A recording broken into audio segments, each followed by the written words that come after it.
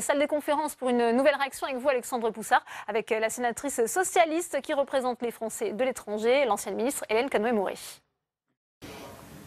Hélène Conway-Mouret, des centaines de millions d'euros débloqués en 24 heures par des grands groupes pour reconstruire la cathédrale Notre-Dame de Paris, alors que ce n'est pas le cas pour d'autres sujets. Est-ce que cela vous choque ? Alors, sur le fond, non, parce que je crois que le mécénat a toujours existé, notamment pour soutenir des artistes. Et là, dans le cas présent, nous avons besoin de reconstruire un de nos joyaux nationaux.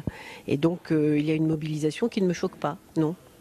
Mais alors, il y a d'autres sujets, la lutte contre la pauvreté, qui n'ont pas tous ces dons qui affluent en 24 heures, et il y a peut-être des priorités ?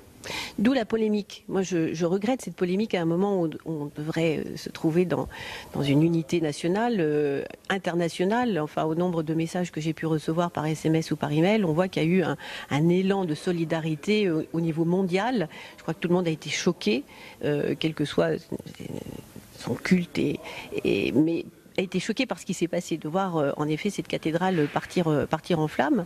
Et donc aujourd'hui, on devrait se retrouver, et ce n'est pas le cas. Il y a une grande polémique justement parce que il y a dans notre pays un climat social qui est délétère. Nous avons une grande partie de la population qui a un mal fou à joindre les deux bouts, qui n'arrive pas au-delà du 15 du mois à finir son mois correctement, et qui réalise qu'en quelques heures, nous sommes capables de mobiliser des centaines de millions d'euros. Et donc, ils sont choqués en se disant, mais si certains sont capables de le faire pour cette cause qui est une bonne cause, pourquoi ne le font-ils pas de façon plus récurrente pour nous, pour essayer justement d'adresser cette misère et cette pauvreté que nous subissons aujourd'hui en France. Donc il y a une vraie question. Absolument, il y a une vraie question.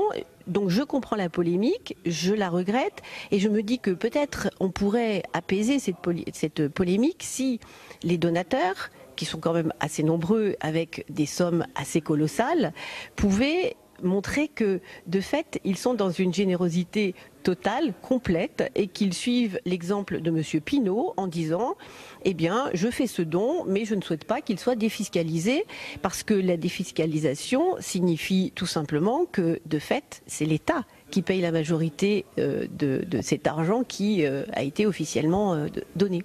Au final, c'est l'État qui paye. Alors, pour vous, les grands groupes donateurs qui ne renonceront pas à leur déduction fiscale font de l'optimisation fiscale ? De fait, oui, ils en font. Peut-être que dans un premier temps, l'élan était un vrai élan de générosité en se disant qu'ils allaient participer, en effet, au niveau national, à la reconstruction de Notre-Dame. Et puis, peut-être que dans un deuxième temps, en effet, les questions économiques ont pu...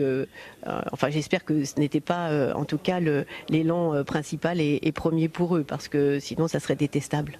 Est-ce que vous êtes favorable à la mesure du gouvernement d'augmenter les déductions d'impôts, notamment pour les petits dons de particuliers en dessous de 1 000 €, déduction de 75%? Oui, enfin ça va dans le bon sens de se dire que, en effet, ceux qui n'ont pas grand-chose et qui quand même souhaitent participer peuvent le faire à hauteur de leurs moyens.